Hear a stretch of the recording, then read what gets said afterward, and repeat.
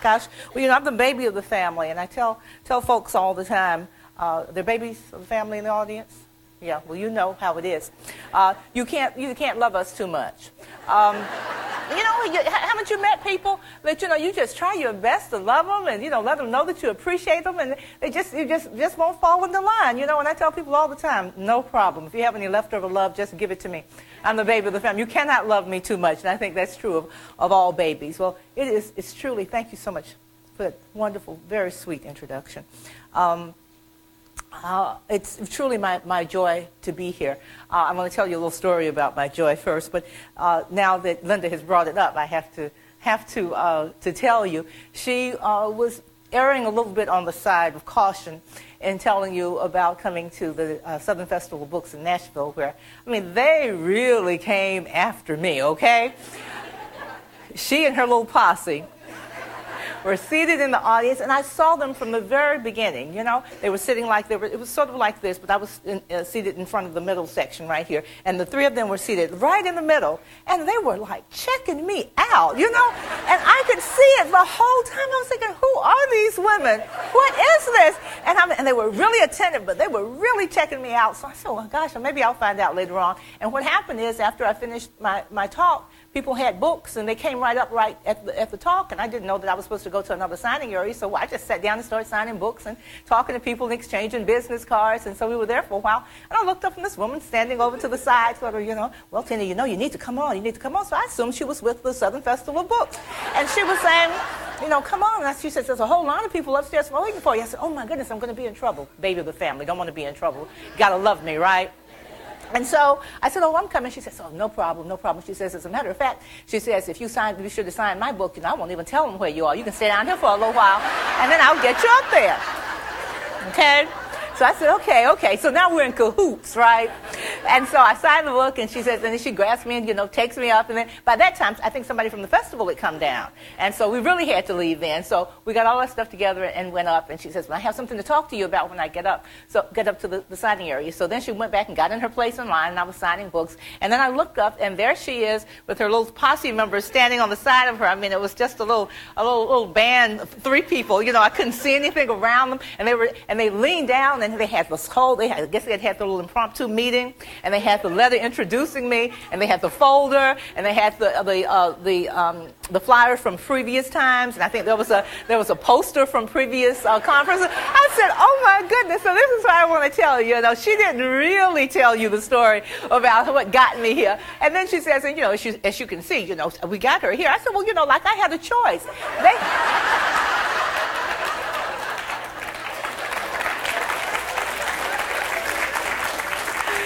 So I have to tell you that it's really my pleasure to be here, and I want you to be really appreciative of your library staff and friends of the library, because they go to very great lengths to bring their authors here. I'm a testimony to that. It is indeed my joy to be here this morning, and I always tell this story because it's just, to me, just so funny, and it says something about me and about my family and about really how I feel. My husband, that you met earlier, McElroy Ansa, he's a filmmaker, and we live on St. Simon's Island, which is an island 12 miles by 4 miles off the coast of Georgia. It's about 80 miles south of Savannah, about 80-something miles north of Jacksonville, Florida. And it's very much like a small town, and people there, love us a whole lot. We're the babies. You have to love us. And but they go to really great lengths to not sort of share us with other people, because we live down this little bumpy road on the marsh, and lots of people who've lived on the island for years and years don't even know this road is down there. So we're the only two houses there, and our house is there. Next door, we got the second house that was down this little road for my husband to use as a studio, because we're both artists, and we discovered after we've been together, we will have been married 30 years in May.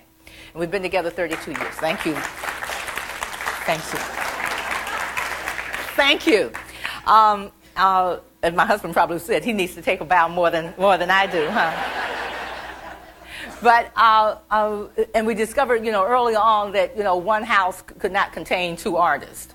There was so much energy sometimes. The roof would come off the house sometimes. So he has a studio next door, and it really saved my marriage. If there are any people who work together, if you can get a second space for one of the people in the marriage or in the partnership, it really will save your marriage. So it's really wonderful. So, but he has the little house where his studio is. He's a filmmaker. And I have my office in the house, in what we call the big house. And there's a little path that he has worn from the house to our house. He comes over all day long. We're talking all day long to get something to eat. He comes over to see what's going on and for us to take our meals together and to talk and to share things.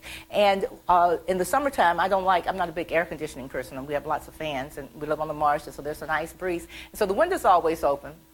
And I was, working, which is like on the other side of the house, and I heard Chanel hollering, "Babe!" He calls me babe, "Babe, babe, babe!" I said, "God, what's wrong?" So I come out of the house and I come running around and I go around, and where his computer is on the back of his house, the window. So I have to go past that to go into the house. And so I kind of stopped there and said, "What's the matter? What's wrong?" And he says, "Come here a minute." And so I'm working on my novel. I was working on The Hand I Fan With at the time, and he was working on the film. We're doing the film adaptation of my first novel, Baby of the Family. Our production company is bringing that to the screen.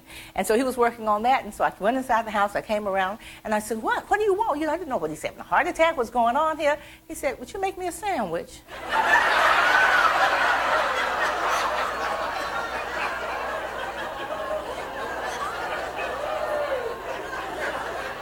I said, "Make you a sandwich? Are you kidding? I'm next door writing the great American novel here, and you call me and I come all the way over here to write you a sandwich? Are you insane? Have you lost your mind?" Absolutely not. But I kept all that inside.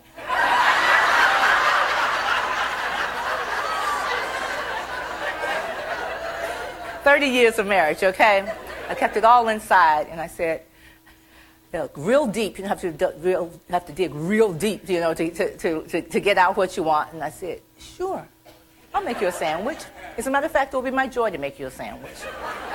And so I came out, and I came around the side of the house, and I was going back out of his house, out of his studio, and going back to the house, and I passed the window where he was sitting. And I looked in the window, and he was doubled over laughing. And I said, "Oh, my goodness, what's wrong?" I thought this was a heart attack, but I thought he was having the first time. And then I saw he was laughing. I said, "What are you laughing at?" And it took him a while for him to get his breath. And he looked at me and said, "It's your joy to make me a sandwich?" So now whenever we do anything for each other that we have to dig down deep to do, we always say it's my joy. So I want to tell you, it's my joy to be here. Not like it is to make him a sandwich, okay? It's my real joy to be here. Joy is something that we so take for granted. It's such a small word, and it's like so many of my favorite words, like service. For an African American woman raised in the South, who came of age. Linda and I were talking about pre-civil rights times. We're in the city of Birmingham, which is the heart and the birthplace of the civil rights movement.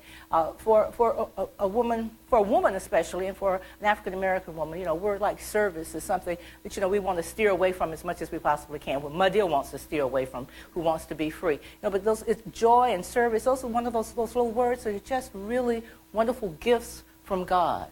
To be of service to someone. What a wonderful, wonderful thing when you think about it, and how often, especially women, are of service.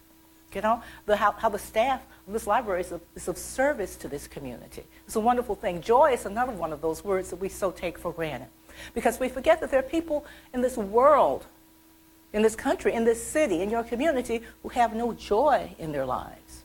So it's an extraordinary thing, things that we take for granted. And one of the things I love about literature and about stories is that it seems to slow us down. Linda was talking about the things that brought back to mind with sitting around the table and the little girl across the street. Literature is one of those wonderful gifts that makes us slow down and notice our lives and notice the minutiae of our life and the regularity and the routine of our lives, that really brings us joy in every single moment. To be able to take a little time to actually sit down with the book, to look forward to getting through your day so you can come home and go to the book. So go to a library. I'm what I call a library baby. I grew up in Macon, Georgia, which is like a mid-sized town now, but it was a very small town sort of when I was growing up. And when I was growing up, there was a colored library and a white library. And as you can imagine, the colored library didn't have an extensive a selection of books, and many of the books were from, the white public schools, and they were sort of beat up and not new books and not, not current books and not, a wide selection of books. But one of the things that was so extraordinary for me, and it's probably true of most folks who were raised in small towns, your library was your window to the world, was the door to the world. And most of us wouldn't know what was going on in the world if there were not a library there. Our little lives would have been in this little box that this little town put us in. The universe decided to plant us if it hadn't been for the library, which opened our worlds up to anything. If you could read, you could go anywhere and discover anything. And one of the things, I'm the youngest of 5 children, and I come from a family of real readers. And in my household, there were books everywhere. Neither my mother nor my father went to college until actually their last child. My mother went back to college after her last child had gone to college.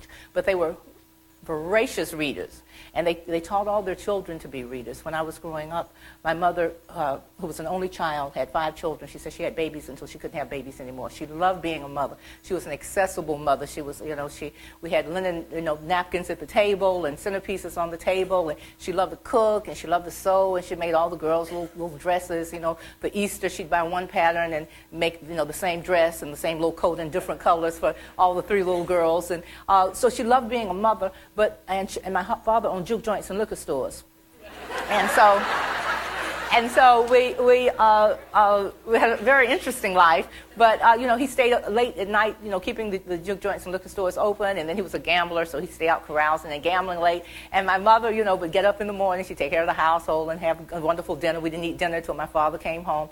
And she was sewing and listening to our homework and all the rest. And she was, big in the community. Went to Catholic schools, and the nuns used to always call her, "Mrs. McElroy, would you please?" And she would always be there for them. So she was there for everybody else, but she was also very accessible to her children. And she would get up in the morning and open up the place. My father had juke joints and liquor stores. They were called the Bluebird Cafe and the Agrilyn Hotel and the Broadway Beer Parlor and the Broadway Grill and Bar. He had different bars and juke joints. And my mother would always go and open them up in the morning so he could sleep late because he had been out late. And she'd come back and make breakfast for us. So she was just really busy. One of the things my mother says that she loves about my fiction is that I show how much women work in the South. Because she says women don't get any credit for it. They do all the work in the South, and they don't get any credit for it. But she was always very accessible. But the only time my mother was not accessible to any of us was when she was sitting in this big pink chair that we had in the living room. It was her reading chair. And you couldn't interrupt her when she was sitting in that chair reading a hardback book, not a paperback and not a magazine. It had to be a hardback book, and you couldn't interrupt her. And, of course, I'm the baby of the family, always up in somebody. Look at me, look at me, look at me. We don't care whether we're getting whippings or whether we're getting kisses. Just give us some attention. And so I was the youngest in the family, and when my older siblings were in school, it was just Mom and me at home. And I would just go interrupt her all during the day. "Oh, Mama, look at this funny leaf I found. Smell this, taste this, look at this, what's this?" all day long. And she was always there for me, but except when she was reading. And she used to say what is just the most extraordinary thing that a mother or father can say to a child, especially a child that you're trying to get to learn to read. So many parents come to me and say, "How do I get my child to read?" You can buy them books, and you can take them to the library and all these other things. Turn off the television. But one of the things that my mother used to do is when I would interrupt her, and "Mama, look at this," and she'd be reading, she'd say it in the same tone of voice. I can hear it right now. This is 50 years ago, more than that, 50 years ago. And she would stop and look at me and say in the same tone of voice, "Not now, baby. Mama's reading." I go, "Reading? Shoot." And I loved reading and I loved storytelling, but I wasn't one of those precocious children who learned how to read before I went to school. I learned to read when I went to school, so I was 4 or 5 years old. And Mama would say in the same tone of voice, no matter how many times I interrupted her, because I'd go, "Shoot, read, shoot." And I'd walk off for what I think was 5 minutes. It would probably be about 15 seconds. And I'd come back and say, "She's forgotten all about that. Hey, Mama, look at this." And no matter how many times I interrupted her, she'd look at me and say the same thing. "Not now, baby, Mama's reading." And I'd walk off again, "Shoot, reading." And so I would think, what in the world could keep my mama away from me? This woman who was always accessible to me. So she'd have her little time to read, and then she'd put the book down and go off, reading, doing many of her other chores. And I can remember distinctly going and picking up the book, that she had on the seat of the chair. And I'd look through it and say, it must be magic in these pages that would keep my mother away from me. And I'd look at it and go, "God, just words."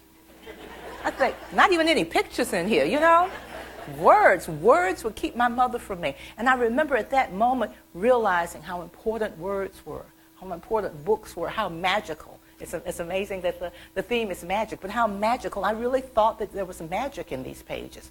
I didn't meet an author until I was maybe 19 or 20. And I met Nikki Giovanni, who's a poet, and I was in college, and she still goes to college. And she comes around and teaches. And I remember thinking, oh, wow, look at her. She's so little. I was so surprised that she was small. I was surprised she looked like somebody in my family, because even as an 18, 19-year-old, I hadn't met an author. I knew that I always wanted to write. From the time that I read a story, from the time that I was told a story, I was blessed enough to be raised in the South at the time when people still told stories on the front porch. They still told stories when you got together for funerals, and we told those same stories about Cousin Alice and Cousin Willie and Cousin Clarence over and over and over again, and it became a legend, but stories were told all the time. My grandfather, I came from a family of storytellers. My grandfather was a wonderful ghost storyteller. He told ghost stories to get us screaming, hollering, running all over the house before bedtime, because then he could go home and Mama and Daddy would have to stay up with us all night, and run away the ghosts and all the rest. My great aunt, whose name was Elizabeth Lee, she was a spinster woman. She had many opportunities to get married, but she didn't take any of them. And she was a spinster woman, and she took over her father's barbershop in the 20s and 30s in Middle Georgia, an African-American woman who was a businesswoman in the 20s and 30s. And she was a good, strong, religious Christian woman. And she told us ghost stories as well, but they were to teach us moral lessons. You live this way, you're gonna die this way. There was a man in town who was really mean, and he didn't even give anybody any money to eat. He wouldn't even share, his wealth with anybody. And when he died, nobody came to his funeral, and the funeral home windows were covered with flies, and somebody went to the door, oh my God, and there was a man standing there, and he didn't have his head, and they looked down, he was holding his head, oh my God, be good, be good, be good, okay? My great-grandmother, Auntie's Elizabeth Lee's mother, who was my mother's grandmother, who was a frail, tissue paper thin old woman when I was a child, would tell us ghost stories for different reasons, that she didn't really term them ghost stories. She would tell us stories and say, well, grandmama's old now, baby, and she's going to be passing on soon, but now some night when you feel somebody sitting at the foot of your bed, don't you be scared, because it's just your grandmother. What a way to calm a child down, huh? It's just grandmama, and you're my little puppy, and I'm your grandmama, and I'm always going. She told us ghost stories to calm us down. And I realized as I grew up, and I knew that I wanted to be a writer, and that that my parents had books around the house, and we talked about writing all the time. At some point, it's so interesting how your family and your world makes you who you are. I talked to a class yesterday at Alabama State College in Montgomery. I was talking to students about paying attention to their life, because if you start paying attention to your life, it's really an extraordinary little dance, back and forth, who you are, where you are in the birth order, whether you were the oldest or the youngest, whether you came from a family, where you had lots of money and you had, servants in the house and people to take care of you, or whether you grew up on the other side of the tracks and you didn't even know where your next meal was going to come from, whether you were raised by a foster family, or whether you were raised by a mother and a father and a grandmother and a grandfather and a mother who made you little plaid dresses and took care of you. It's all your story, and everything that brought you to where you're sitting here this morning, listening to me in this library, is a particular thing. I mean, when we start paying attention to our lives and telling us who we are and where we are and why we're here and why we took that step, the things that I love about literature right now is you look at the bestseller list.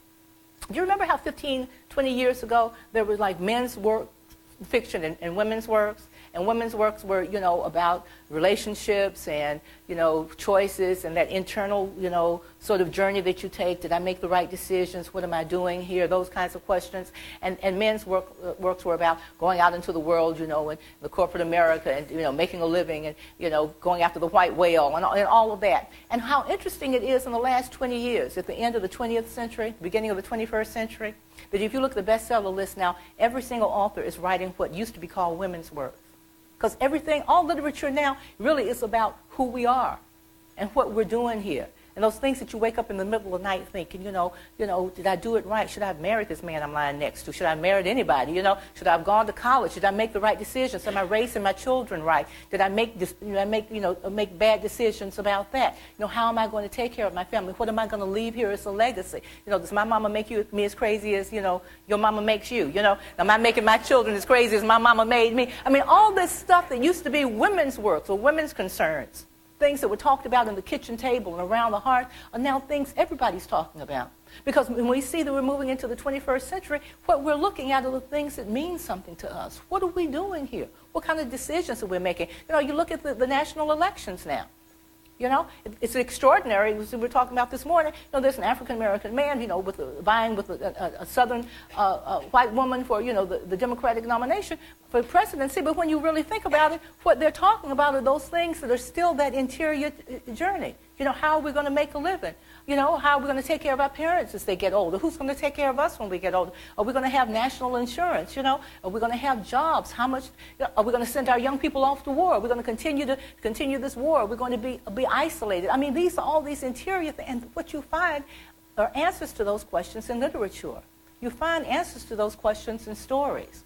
So what we're doing, sitting here talking about stories and reading stories, and can't wait to get home to read about other people's lives and to see how very much alike we are. Linda and I were talking about this morning, how extraordinary it is when you realize that it's not just a banal sort of statement that we're more alike than we are different, but we are more alike than we are different. One of the things that I write about, all my books are set in this mythical town of Mulberry, which is a small southern town in the middle of Georgia. And one of the things that I discovered, I had no intention of really writing about Mulberry my whole life when I started, and I realized in my writing career what a gift it was to me, because Mulberry is a sort of microcosm of the world, and it's changed over the years. It's different now than it was in the 40s, than it was in the 60s, and even into the 80s. But what I see so often is, I write about family also, and what I love about writing about family is that there's no need for translation.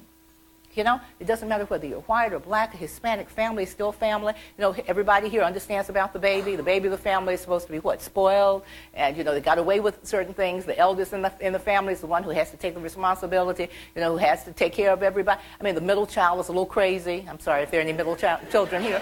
You're a little crazy, and you don't really know where you fit in. But it's the same everywhere. There's no need for translation. We are all inside more alike than we are different. And what we see, and when we read fiction, is that is that same story told over and over again.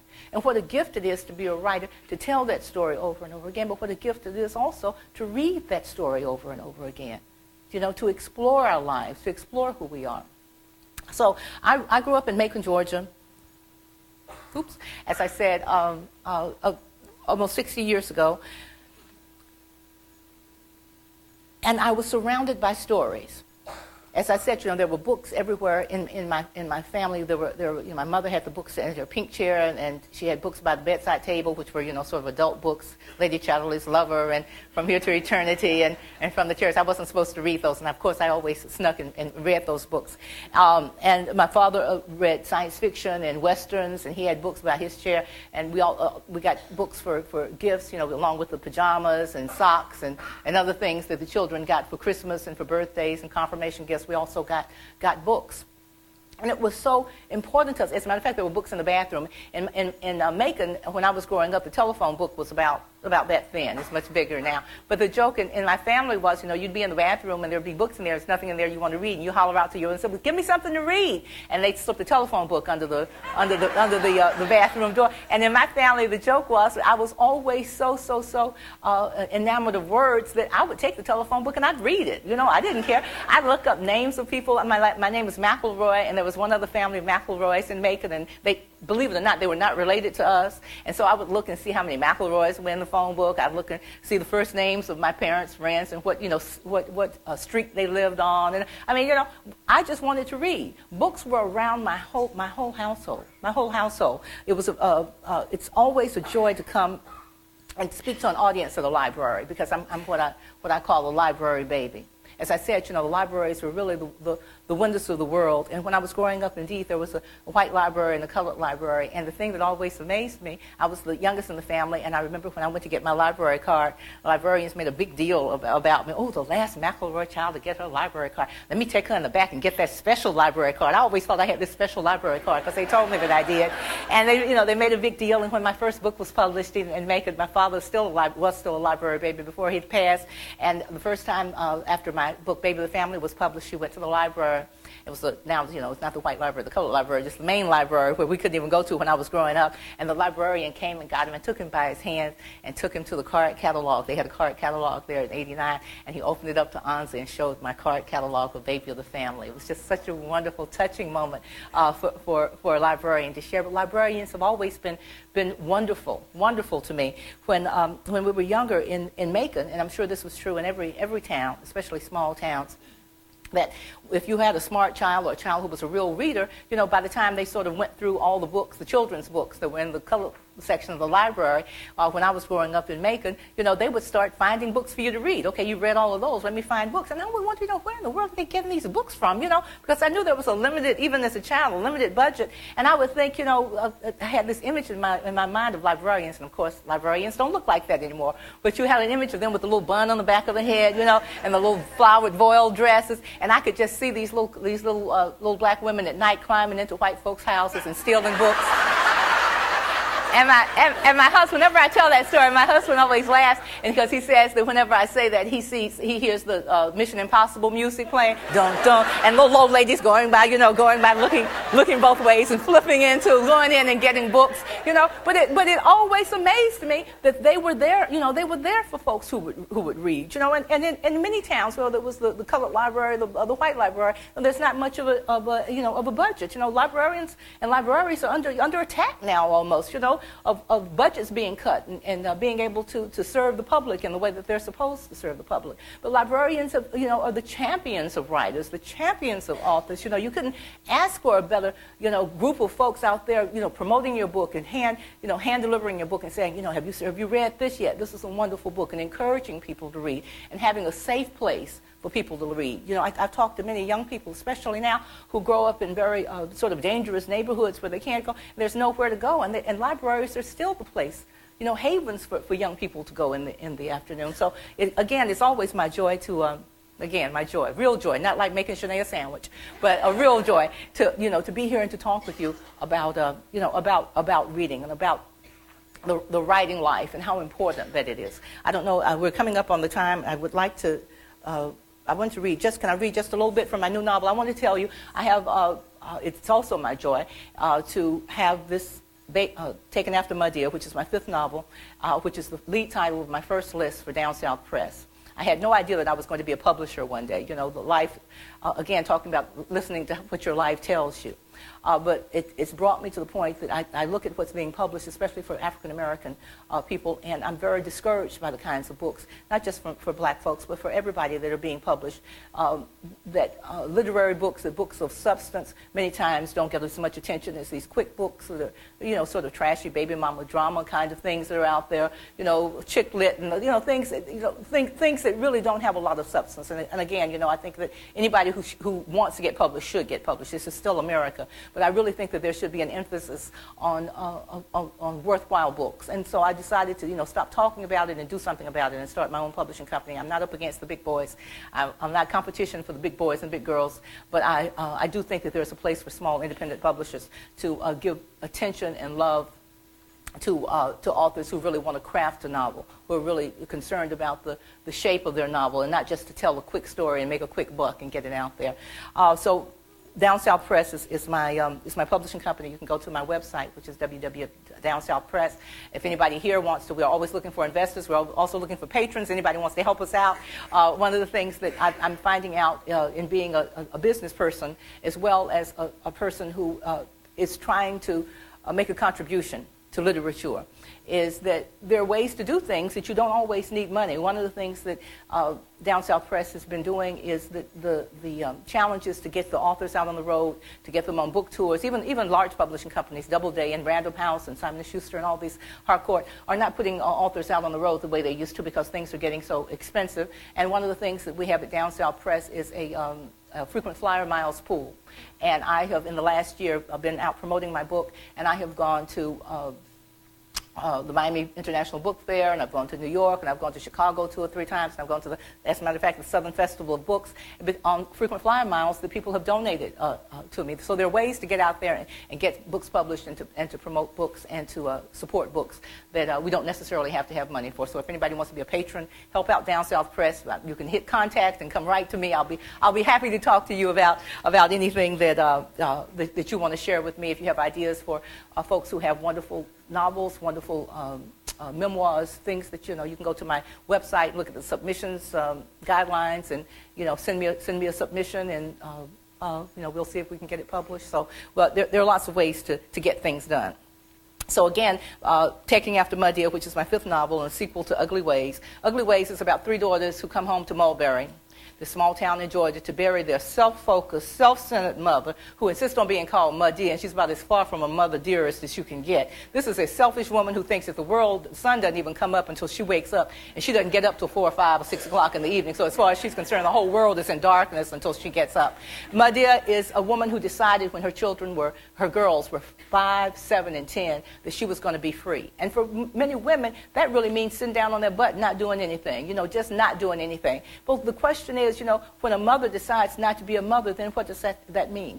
When somebody decides they're going to be free, what are the repercussions for everybody around them? So this woman who decided that she was going to stop washing clothes and cooking and taking care of her family and just sitting around doing exactly what she wants to do, gardening at night and staying in her pajamas all day long, what does that mean in a town the size of Mulberry? She becomes the crazy woman. She decides to stop going out of the house. She's the recluse who's the crazy woman in town, and the 3 girls have to what? Take care of themselves, take care of the household, and then pretend that everything is okay. So as you can imagine, these are pretty much overachieving, screwed-up girls. But Muddia has died in ugly ways. She's died suddenly. She's told her girls and her husband, Ernest, all their lives that she was going to eat the duck that ate the grass off all their graves, but it didn't happen that way. She had a cough one night. They took her into the hospital. She went to pneumonia. She died suddenly, and the girls have come home to bury Muddia. Well, like all of our mothers, our mothers are not easily put into the ground. I think that voice of your mother is always there. And Muddia, even though her body is laying up in Parkinson's funeral home in Mulberry, Georgia, in this ugly navy blue dress, she said, why do these girls bury her in navy blue? They know how pretty she looks in pastels. They have ugly ways about them sometimes. Even though her body is up at Parkinson's funeral home, her spirit is still floating around Mulberry, paying attention to what they're doing, listening to their conversations, seeing if people are still talking about her. And so at the end of Ugly Ways, they do indeed get Muddia in the ground, but unfortunately getting her in the ground still does not put her to rest. She is still floating around. So the sequel to Ugly Ways is Taking After Muddia, my 5th novel. And in this novel, the youngest of the 3 girls, Annie Ruth, is having a baby. She doesn't know who the baby's daddy is. The girls have decided when they were teenagers that they were never going to get pregnant and have any children because they were afraid that they may turn out to be like Muddia. They may turn out to be like this selfish mother that they have. But of course, the baby of the family always thinks that she can do whatever she wants to, so she's gotten pregnant and she's having a baby. So the new novel opens with her having her baby. And of course, Muddia is still back commenting on what's going on. So they're on the way to the hospital screaming and hollering and with a lot of drama about this first baby coming. And Muddia is, again, floating around Mulberry listening to what's going on. I just want to read just very quickly from a chapter when Muddia talks. This is in Muddia's voice, chapter 2. I don't know why all these young girls make such a big deal about having a baby. I might be dead as a doornail, but I still remember that having a child wasn't no big deal. Nowadays, they got to have these special Lazarus classes. Muddia has a way with language, okay? Nowadays, they got to have these special Lazarus classes. They got to go to these expensive specialty shops, but they only sell maternity clothes that look like only a streetwalker would wear. Stretch jersey dresses that look like stretch jersey dresses all low cut and tight across their big old butts and their big old stomachs so everybody can see they're pregnant. They got to have these certain vitamins. Heaven forbid they don't get their folic acid and iron and all of that. They got to go to these exercise classes and wear these special clothes when they're doing them. They got to lay on these special mats while they're stretching and straining. They got to have this special certain music playing while they're exercising. Then after all that, they end up screaming and caterwauling like something in the barnyard when the real work begins. Me, I ain't never had no bad time having no baby. All 3 of my girls popped out, 1, 2, 3, just like that. And I ain't even had all that fancy stuff they got, clothes and exercise and music and kowtowing before, during, and after. But then again, I ain't never had no problems with my body. When I was a girl, I never even had no bad menstrual pains. Never did have one day of cramps. When my middle girl, Emily, who is a fanatical fool, Emily is as crazy as you're going to get. So when she got her period, you would have thought she was the first woman on this earth to bleed. She'd have to stay home from school and lay in bed and hold a hot water bag to her stomach and to her lower back for a couple of days. Of course, she couldn't do nothing around the house for those days. Emily always was a fanatical fool. But back then, I think she was just being plain lazy. Lazy like them girls now. And women, too, who have to have the nerve to not only have cramps during their period, but now they claim they're also having cramps and bloating and irritability before their times of the month. Even got a name for it, premenstrual symptoms or syndrome or something like that. Hell, if they come up with some postmenstrual symptoms, then they'll have the whole month covered, and they won't have to do nothing but lay around and complain all month long.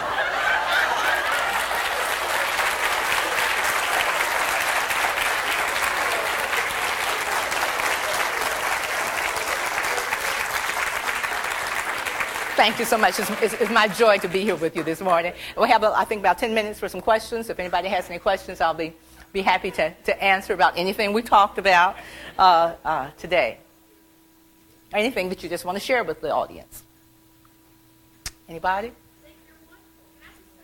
Oh, there you are. Okay.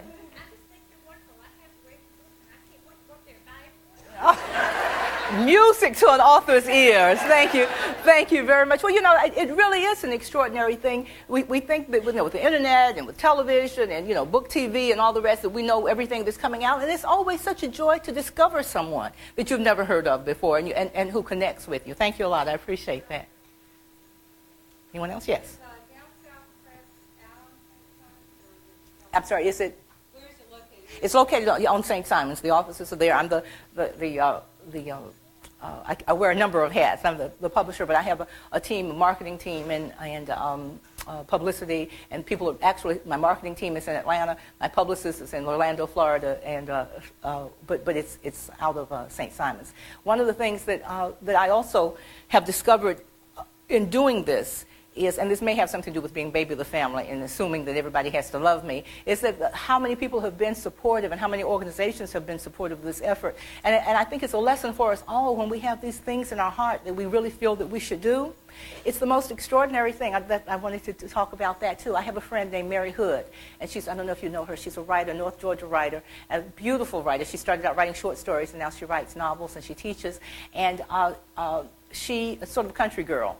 And we used to talk when we first met back in, I guess, in the early 80s about writing and the writing process. And she told me something that stayed with me my whole life, and that is that when you do what you're supposed to do, and she was talking about writing, meaning writing every day, being a part of a writing group, you know, standing up and saying, you know, you're a writer, because that's a real big step. Are there writers in the audience? Come on, be bold. There you go. Good for you, putting up those hands. Because it's a very difficult thing to do. Because as soon as you say you're a writer, the first thing people say to you is what? Oh, really?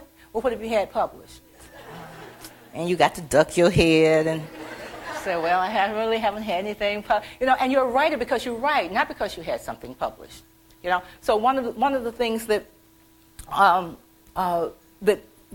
Mary Hood, my writer friend, taught me is that when you're in the state of when you're writing and doing what you're supposed to do, writing every day, keeping a journal, going to classes, you know, sending your stuff off to get published, that you're in the state of grace and things come to you. And I think about that so often because it's true not only of writing, it's of everything. You know, you may have a relative, an older neighbor, for instance, who's sick, and you can hear, you know, them coughing and hacking. My husband is one of these people I hear coughing all night. He has the flu right now himself. And, you know, you think, oh, God, I really would like to, you know, make some soup for the lady next door. But, you know, my car's not working well. I don't need to get to the grocery store. I don't know what. And you go to the pantry and you have 2 cans of tomatoes. You know, you go to the freezer and you realize you have some frozen vegetables. You know, you look in the refrigerator and you have the soup bone that you put in the freezer that you forgot. You know, when you are doing what you're supposed to do, you're in the state of grace. And the things you need come to you. And as a writer, when you're doing what you're supposed to do, writing every day, being serious about your writing, standing up, you know, ideas, then things come to you.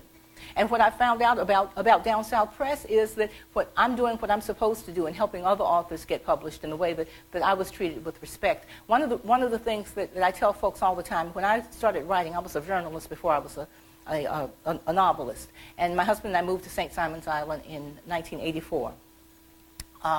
And when I moved there, a couple of years after that, we met someone who was two people who were very important to me. One is Eugenia Price. I don't know if you know Eugenia Price, who lives on St. Simon's. She's just the most wonderful person in the whole world, the best friend any writer in the whole world could have. I've sold my book, Baby of the Family, in 1986, and I had been a journalist before that, and so I had called Eugenia. Somebody had given me her name. I didn't know Miss Price at the time, but I was doing a story on plantation, so I called her on the phone and got some information for this freelance story I was doing. So we really didn't know each other. We'd had this quick conversation on the phone, maybe in '84. And then in '86, I sold my first novel to Harcourt Brace, which was like really a wonderful thing.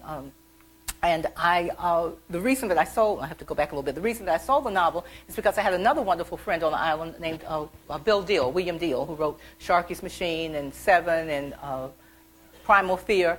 And when I met him, he and my husband were friends at first. And when I met him, he was a New York Times best-selling author, and I was somebody trying to get, a book published. I was just a journalist, writing a book.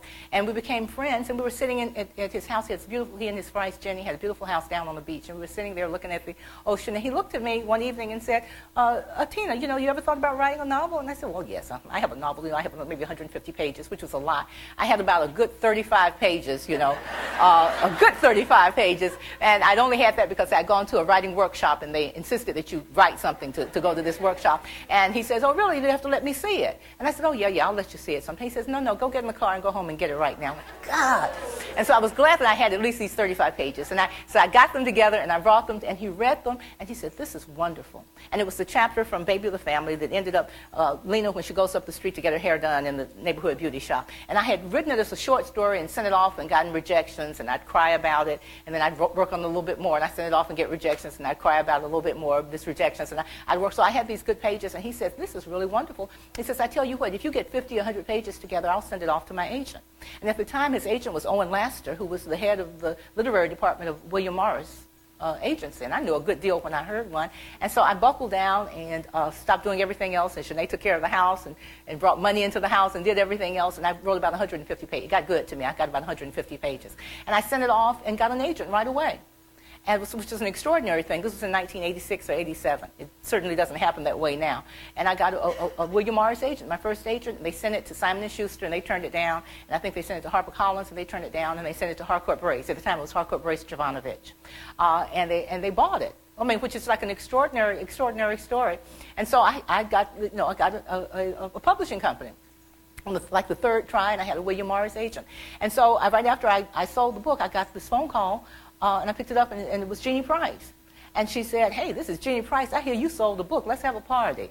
And she was, from that moment on, she was just a wonderful friend to me. We went out to this wonderful place on the island called Alfonso's Supper Club, and we had a party, and we had pink champagne. And she's the one who taught me so much about writing. She taught me that you celebrate every single step of writing. And so when she would send her manuscript off, she'd call me on the phone, and we'd go, hooray, and we'd send it off, and we'd have a party for sending the book off. And then when she got the book back in manuscript form, we'd have another party. We'd go out to dinner. And then when the book came, the first day that the book came, you had a great big party. The first time you saw the baby, and when she would get her book, she'd call me on the phone. She didn't leave her house too much, and she'd call me on the phone, and we'd do what she called looking at the baby, counting the baby's toes, and seeing if the cover looked well, and what the binding looked like, and if it had a little sleeve, the little sleeve that's up here on the top that keeps the book from coming apart. I mean, she taught me how to reverence and how to appreciate every single step. And I talk to writers now, who don't have those mentors and who don't have people to take them on this step, and that's what Down South Press tries to do. Our motto is that the Down South Press is a place that reverence and respects writers and wonderful writing. And I think that, it sounds like a small thing, but it's a huge thing in the literary terrain right now, where they're popping out books, one after another, that don't mean anything, that you eat them like fast food, you eat them and forget that you've even read them, instead of reading something and taking time to read it and savor it. And so that's what Down South Press is trying to do. So we're not trying to take a big bite out of the literary landscape, but we want to do the part that we want to do. And actually, one of the other things that I hope to do is to encourage other people to open small presses. Everything doesn't have to be big conglomerates now, owned by Bertelsmann, some German, the way Random House is owned now by a German conglomerate now, where no one knows who your editor is, and no one, sort of shepherds your book through it. One of the things that Down South Press can do is to give individual attention to the authors and make sure that the books stay in print for a good long time. Oh, the movie, I'm sorry. We have the filmmaker right here. We're hoping that we can finish up this year, and it'll be out in the spring of 2009. We have a wonderful cast. One of the things about doing an adaptation of a book is that a book still means something, even in Hollywood. They don't treat writers very well in Hollywood, as you can see from the writer's strike. But they do respect, authors of novelists, authors of books.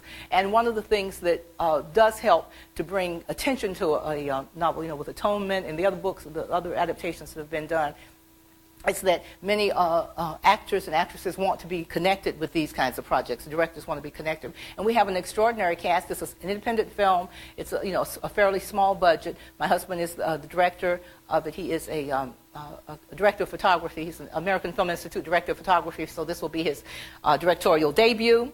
And I'm executive producer of the film, but we have Alfred Woodard and Loretta Devine and Vanessa Williams and Ruby Dee, and you, as you can imagine, we could not afford these people. These are people who are friends of the production because they love, like you did, Linda, they love Baby of the Family and they want to be a part of it. Yeah. So, anybody want to invest in a small film? We're happy to have you invest in that as well. And you can reach him at Down South Press as well. But thank you. Be on the lookout for it. As they say, go to the first weekend. Go often, vote off early and often. Go to the first weekend so we can get some numbers for it. If there aren't any other, is that one more question? And okay, and then we'll move on. Anybody else? Yes, sir. This is a wonderful question. I love this question because you don't hear this question so often. Especially when you're talking to emerging writers, the questions used to be, well, what's your process? Do you write in the morning? Do you write in the evening? Do you write longhand? Now the questions you get from young people is, has there been an option for the film, for a film yet? How much of an advance did you get? What kind of clothes do you wear when you go out on book tour? You go, what are you all talking about? Where are the real questions? I like to share my process with people, but if they're, for writers in the audience, especially emerging writers who are trying to sort of find their process, what I do tell them is to find out what works for you.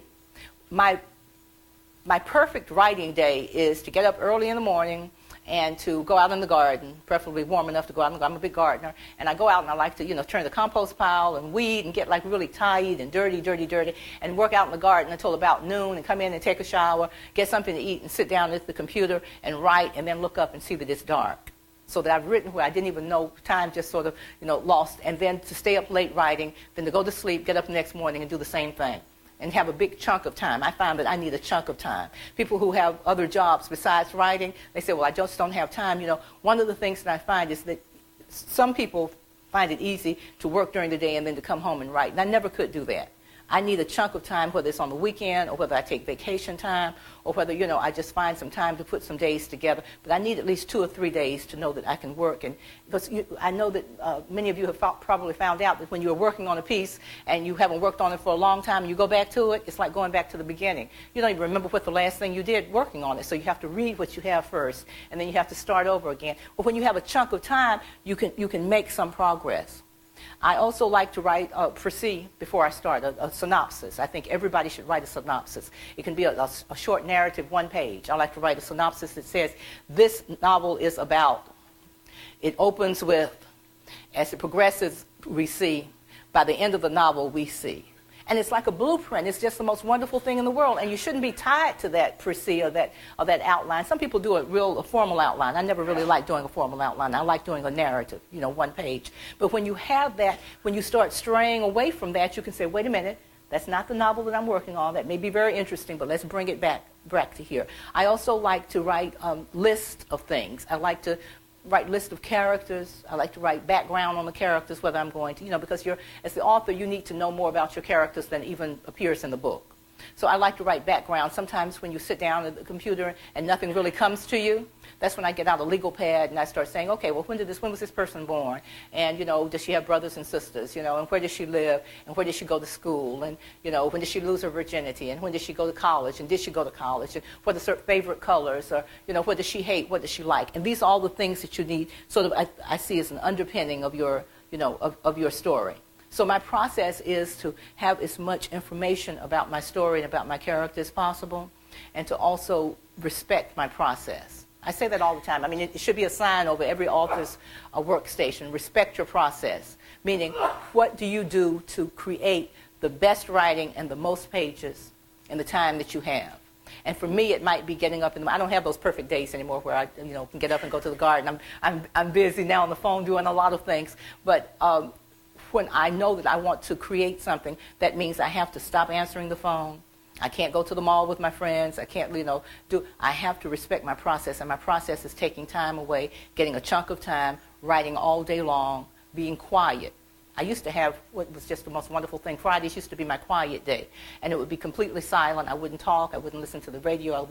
It's the most, if anybody's never done this, you should try this. I mean, you understand how monks and cloistered nuns really love their lives. I mean, it's just a wonderful thing when you have silence around you, because when you have silence and don't have all that static of, the radio and your telephone going off and, checking your emails and all the rest, then all the thoughts that you have inside have some time to come out.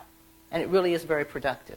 But the biggest thing that I can tell writers is, don't look to, emerging writers especially, don't look to other writers for your process. Look to yourself and see what works best for you. And once you learn it, then respect it. Don't let people pull you away from your process. Because for some reason, when you start working, it's something about the world. Everybody wants to sort of interrupt you. I think everybody kind of feels like, oh gosh, if I can pull her away from what she's doing, then I don't have to think about the fact that I'm not doing what I'm supposed to do.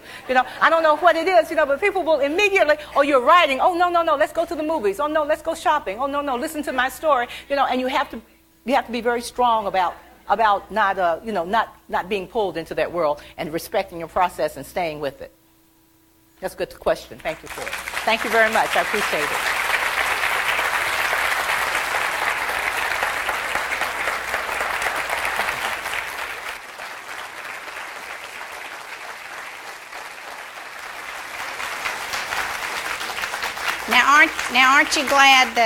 Aren't you glad that I went and found this wonderful, wonderful lady? Thank you so much. Thank you.